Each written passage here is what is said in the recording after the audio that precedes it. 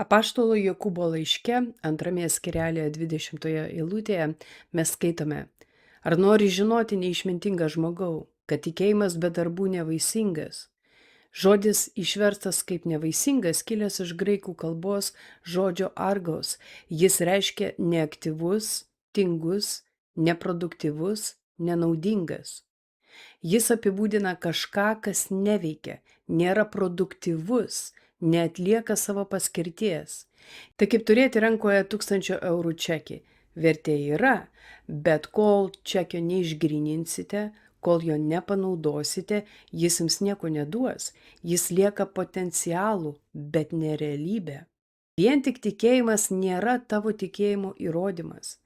Tikėjimas turi būti panaudotas, jis turi būti išreikštas veiksmais, jis turi duoti rezultatų.